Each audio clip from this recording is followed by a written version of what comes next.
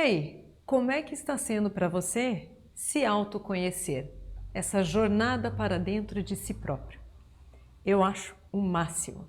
E para tornar um pouco mais interessante, eu vou trazer algumas outras ferramentas para te ajudar na construção dos seus novos passos. A próxima ferramenta é a minha história de vida. Você vai parar um momento e vai refletir sobre a sua história de vida. Isso é muito importante para entender os seus valores, o que você gosta, o que você não gosta e o que te move. Então você vai pegar um papel e vai começar a escrever a sua história de vida desde a sua infância. Quais eram as brincadeiras que você mais curtia fazer? Quem eram as figuras de referência e o que elas faziam? Porque essas pessoas eram seus modelos na idade mais tenra. Continua escrevendo o que você gostava, quais eram as matérias na escola que você mais gostava, o que te desafiava, o que não desafiava.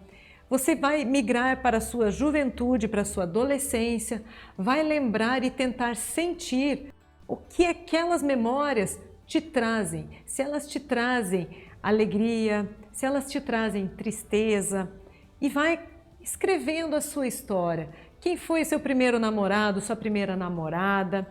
Como que foi para você atravessar a fase da adolescência? Ou se você está terminando a adolescência, isso é mais forte.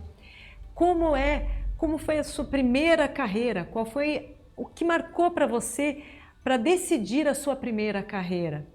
Isso é importante. Por que seguir aquele caminho? Isso tem a ver com alguma referência que você teve anterior? Quais eram as matérias, as disciplinas na escola que você mais gostava? E por outro lado, quem eram os seus professores, principalmente no ensino médio? Porque eles eram referência, o que te agradava? Quem já tem experiência profissional, começa a colocar as experiências profissionais. O que naquele cenário era legal e o que não era. Você gostava de atividade rotineira ou não gostava? Isso tem muito a ver com o que nós já trabalhamos na questão do perfil comportamental. Qual era a relação que você tinha com as pessoas? Você prefere se expor? Você prefere falar? Você gosta de desafios?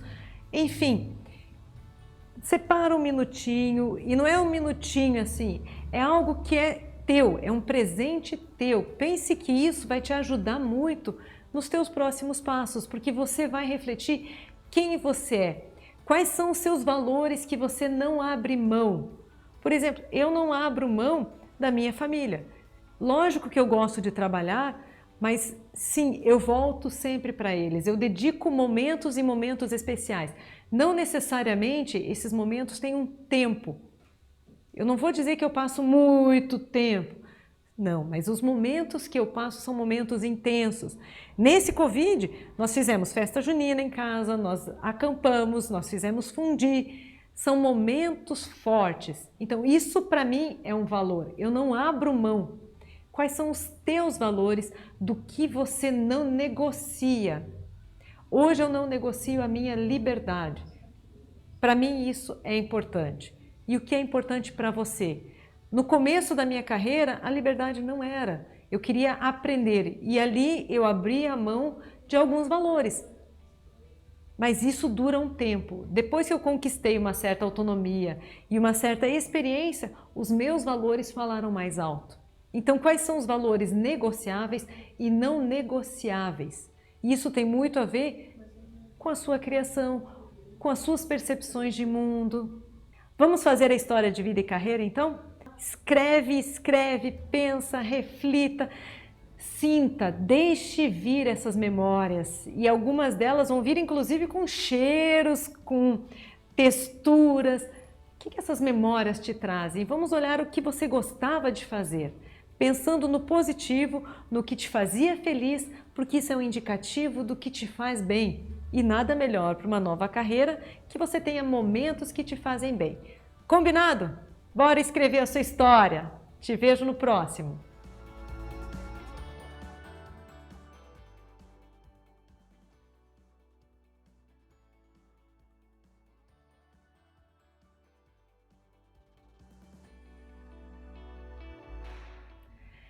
Continuando o autoconhecimento, tá ficando legal essa jornada?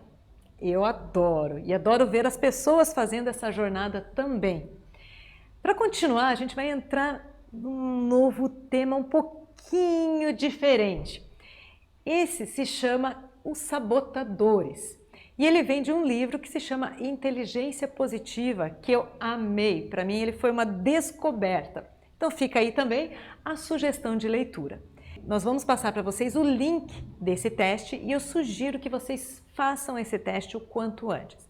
Essa teoria, ela prega que nós temos dois seres dentro de nós. Um são os nossos sabotadores e o outro é o nosso sábio. E o sábio, quando nós o desenvolvemos, ele consegue controlar os sabotadores. Porém, a grande maioria de nós não tem essa consciência e quem toma conta da nossa mente é o sabotador. Eles são divididos em vários sabotadores que nós vamos falar rapidamente aqui, cada um deles. O primeiro e o mais forte é o crítico. O crítico todos temos e ele é o mais intenso em todos nós. É ele que quando nós cometemos um errinho, como eu, por exemplo, aqui, gaguejo, eu fico, puxa, eu não devia ter feito isso, puxa, eu deveria ter treinado mais. É aquele que está o tempo todo buzinando aqui na nossa cabecinha, dizendo que nós não somos bons o suficiente. E todos temos em maior ou em menor grau. Para que esse sabotador crítico ele funcione, ele nunca vem sozinho, ele sempre traz algum ajudante. E esse ajudante, ele varia de pessoa para pessoa. Isso pode ter a ver também com o seu perfil, com a forma como você foi criado, enfim, são vários fatores que levam ao desenvolvimento de um determinado sabotador em detrimento a outro. E nós vamos começar pelo insistente. Insistente é aquela pessoa que quer ser perfeccionista, ela vai até o trabalho estar perfeito. Porém, isso faz com que nem sempre ela cumpra prazos, ela nem sempre consegue ter um relacionamento legal, porque ela quer sempre a perfeição, ela vai e insiste naquilo até o trabalho estar perfeito. Um trabalho bem feito é importante? Sim. Mas nós temos que saber até onde a gente consegue e precisa ir com o nosso trabalho, porque nós temos prazos, nós temos entregas, nós temos relacionamentos. Balancear isso é muito importante. Um outro sabotador se chama prestativo. São aquelas pessoas que têm a necessidade de fazer pelo outro porque elas esperam ser aceitas em troca disso. Então elas deixam de fazer as funções e as tarefas que são dela, que são de responsabilidade dela, para prontamente ajudar a quem precisa. E essas pessoas acabam se sobrecarregando e se frustrando, porque via de regra, quem pede essa ajuda nem sempre vai agradecer ou vai valorizar, e isso causa um desgaste emocional também. O hiperrealizador, essa sou eu, pessoa que quer fazer tudo, abraçar o mundo e vai fazendo. O que isso traz? Pode parecer bom, algumas pessoas olham e falam, nossa, Maria faz um monte de coisa. Cansa e nem sempre eu faço tudo bem feito. Então esse é um grande sabotador que, por exemplo, eu tenho. Eu preciso me vigiar o tempo todo porque eu acho tudo muito legal, eu quero fazer tudo e abraçar o mundo com as pernas. E eu não consigo. Então eu preciso ter um foco para saber o que sim vale a pena e o que me leva ao meu principal resultado para não dispersar energia em algo que não me conduza ao resultado. Mais um dos nossos sabotadores é a vítima. São aquelas pessoas que tudo fica difícil e ela sempre está pedindo ajuda. Isso faz com que as pessoas percebam que ela vai sempre exigir mais e mais e mais. Então a imagem que a pessoa que tem o perfil de vítima passa é a de que ela está sempre sugando os demais. Então, para relacionamento, não é muito legal. O hiperracional são aquelas pessoas que precisam ter tudo comprovado, que é tudo científico, que é tudo metodológico, e nem tudo na vida é dessa forma. Então, algumas vezes elas são percebidas como frias demais, racionais demais. Em um relacionamento ou em situações em que a emoção aflora, Nem sempre é bom ser hiperracional. A racionalidade, ela é muito importante. Todos os sabotadores são. Todos eles têm o lado positivo e é aí que eles entram, porque eles nos convencem inconscientemente de que eles são importantes, de que eles são necessários, de que sem eles nós não vamos conseguir os nossos resultados. E não é verdade. O que acontece é que nós exacerbamos essas características e isso se torna um sabotador. Porque se elas fossem num limite mais tranquilo, não teria tanto problema. O problema é que nós nos jogamos nesses sabotadores achando que é isso que é o certo. E não é.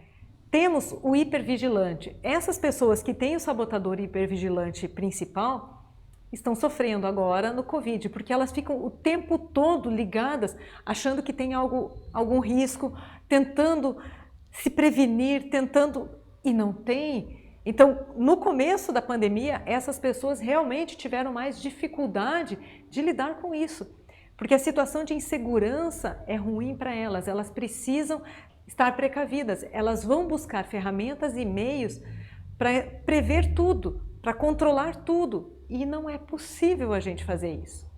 Um outro sabotador é o controlador. É aquela pessoa que precisa saber de tudo que está acontecendo, precisa que prestem contas para ela.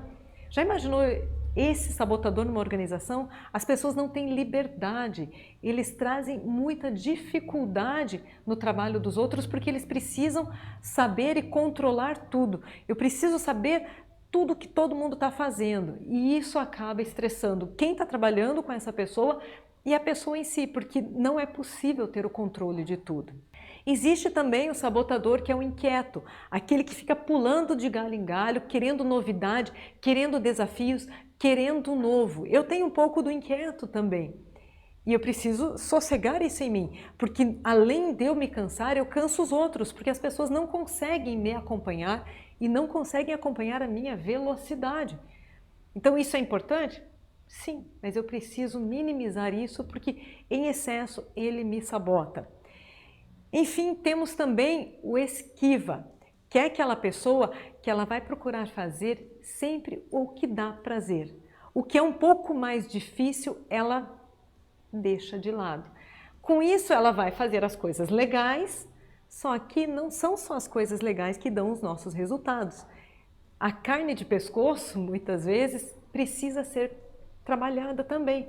E essa pessoa foge desses desafios, foge do difícil e aí ela é percebida como esquiva, que ela vai fazer apenas o que está na zona de conforto dela, o que ela gosta.